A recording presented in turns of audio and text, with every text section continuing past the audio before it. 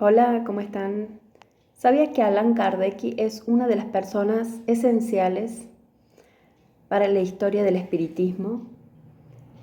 Él era escéptico, él no creía en la comunicación, ni siquiera creía en el espíritu eterno y menos en la comunicación con estos seres. Pero fue justamente este razonamiento lógico que le permitió a él mismo, con ayuda de la espiritualidad, desarrollar todo un método científico para probar la comunicación con los espíritus.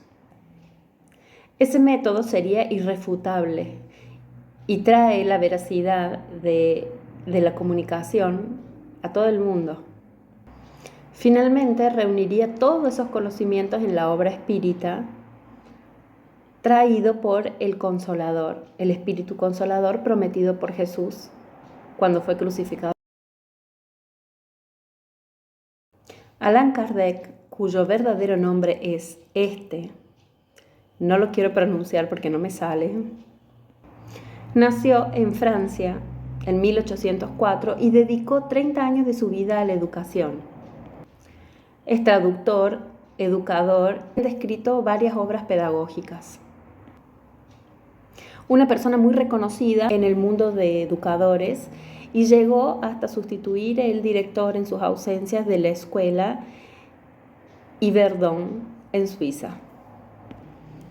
Después de ser presentado al fenómeno de las mesas giratorias, porque en Francia, entre la alta sociedad, estaba muy de moda invocar a los espíritus que hacían temblequear las mesas. Era una alta sociedad aburrida, parisina, y bueno, empezaron a ocurrir estos fenómenos un poco para llamar la atención hacia lo que estaba sucediendo. Kardec se puso a estudiar el fenómeno y vio que detrás de aquella curiosidad había algo más profundo, había algo más, no era solamente una diversión de una sociedad aburrida.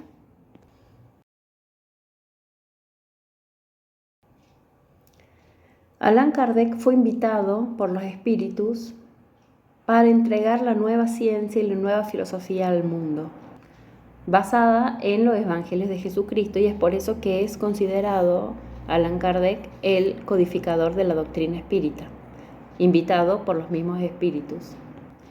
Como ya tenía varias publicaciones él pedagógicas sobre la educación, para que su nombre, que ya era conocido, no influenciase en la nueva doctrina, cambió su verdadero nombre a Allan Kardec. Porque durante una de las sesiones que ocurrían en la residencia de la familia Baudin, en Francia, se presentó un espíritu que se llamaba Zafiro y le dijo que él ya lo conocía, a Hipólito, ya lo conocía de otra encarnación, de cuando ellos habían sido sacerdotes druidas en el siglo I después de Cristo. Le contó un poco de la vida que habían llevado en Galia y un poco de la relación que habían tenido en ese momento. Entonces decidió tomar el seudónimo de Allan Kardec, que era el nombre de ese sacerdote que él había sido en esa encarnación. Y además, para que su nombre de educador no influenciase en la nueva doctrina, como dije anteriormente, cuando el libro de los espíritus fue lanzado por primera vez en 1857, en realidad no es de autoría de Kardec, sino que es de autoría de los autores. Kardec solamente transcribió y organizó las ideas. En total, para la doctrina fueron 23 volúmenes y más de 12 años de escritas e investigaciones lúdicas y científicas exhaustivas. Allan Kardec ya era educador antes de la doctrina espírita. La educación superior que tuvo Kardec, el joven Rivail, en realidad, en el Instituto Superior Pestalozzi, en Suiza, ciertamente fortalecieron el cuerpo, nutrieron el espíritu y moralizaron el corazón.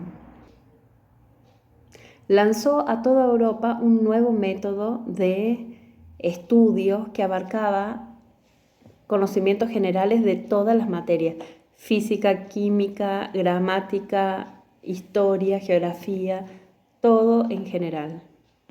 Matemática, aritmética, geometría, zoología, botánica, religión, bellas artes, música, de todo un poco.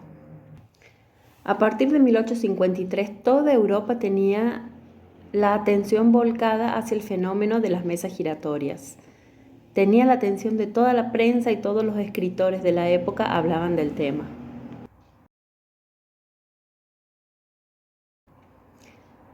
Provenientes científicos de la época como Faraday y otros también se volcaron a estudiar este fenómeno. Con el paso de la práctica se empezaron a dar cuenta que las extrañas mesas hablaban y respondían preguntas. Había una inteligencia detrás de todo ese fenómeno que estaba ocurriendo. Hacia 1854, el mismo Rivail le dice a un amigo, que hasta el momento no había entrado en contacto con eso: solo lo voy a creer cuando escuche y vea el cerebro de esa mesa. En 1855, cuando Rivail toma contacto con este fenómeno por primera vez, no hubo lugar a duda de que había algo más, había una inteligencia detrás de eso, porque en esa sesión especialmente todas sus preguntas fueron contestadas con golpes, con dibujos de pizarras, con movimientos de objetos. En 1856, Rivail por primera vez tuvo la revelación concreta y concisa, directa, de que él tenía la misión de codificar la nueva religión, la nueva doctrina que se venía para la humanidad. En esa ocasión, el espíritu de la verdad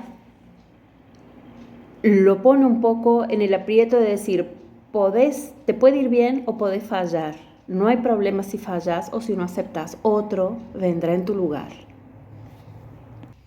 Ya como Allan Kardec, él dedica su tiempo, su vida a la comunión de los dos mundos. Después de un gran e intenso trabajo, acumulado todo en el libro de los espíritus. En los años siguientes, miles de ejemplares fueron vendidos por toda Europa y en Francia y toda Europa. Le trajo muchos elogios, muchas críticas buenas a Kardec, pero también muchas críticas malas por sus detractores. Con esto, Allan Kardec, el nombre de Allan Kardec pasó a ser conocido en toda Europa y también fundó la revista Espírita, que sale en su primera edición en el año 1858, con publicaciones y curiosidades respecto del tema. La revista Espírita salió bajo estricta responsabilidad de Allan Kardec hasta el momento de su desencarne en 1869. Y hoy todavía hay nuevos ejemplares, suele salir en formato digital y no es mensual, pero hay ejemplares nuevos. El 1 de abril de 1858 se funda la Sociedad Parisina de Estudios Espíritas. En 1861, el nuevo libro compilado, El Libro de los Médiuns. En 1864, el nuevo libro de El Evangelio según el Espiritismo. En 1865, un nuevo libro, Cielo y Infierno. En este libro, en la primera parte, examina críticamente las creencias religiosas y sus incoherencias. Y en la segunda parte, hay decenas de diálogos de los espíritus, los cuales narran sus impresiones que traen del más allá de la tumba. Y el último de los 5 libros es escrito por Allan Kardec, que es La Génesis, de 1868. Este libro aborda varias preguntas de orden filosófico y científico, como la creación del universo, la formación de los mundos, el surgimiento del espíritu, según el paradigma espírita, y la comprensión de la realidad.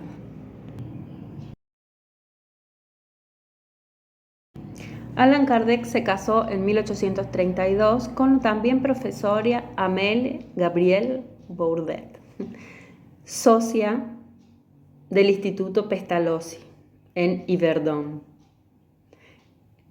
en la educación de los niños y jóvenes. Autora de 3 libros para niños.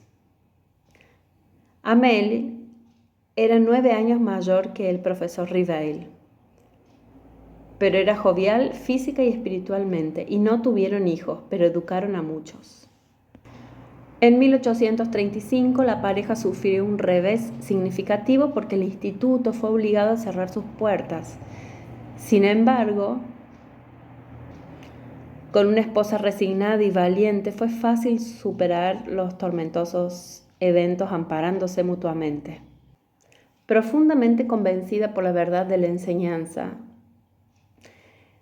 cuando quedó viuda en 1868, dedicó todos sus esfuerzos los últimos años de su vida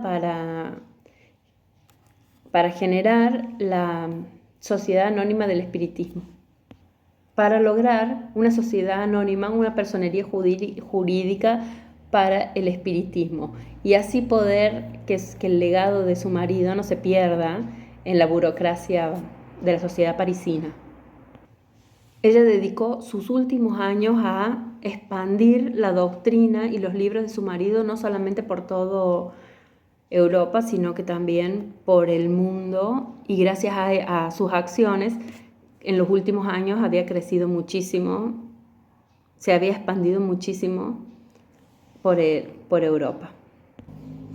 Allan Kardec murió en París el 31 de marzo de 1869, víctima de una ruptura por aneurisma a los 65 años. Rivail cerraba los ojos al plano físico para despertar con la fortuna del deber cumplido en el plano espiritual. El cuerpo físico de Allan Kardec está sepultado en el cementerio en París, al lado de su esposa, que desencarnó el 21 de enero de 1883. Allan Kardec costeó él de su propio bolsillo las primeras obras, que fue el Libro de los Espíritus. Cedió los derechos de publicación a las editoras y obtenía derechos autorales apenas simbólicos.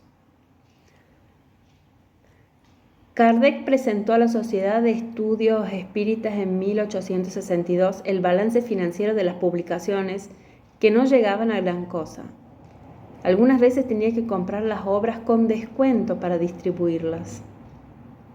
Sus viajes realizados entre los años 1860, 61 a 67, donde visitó núcleos de estudios espíritas en Francia y en otros países, fueron pagados con sus ganancias, a pesar de haber recibido muchas críticas falsas que era un hombre rico.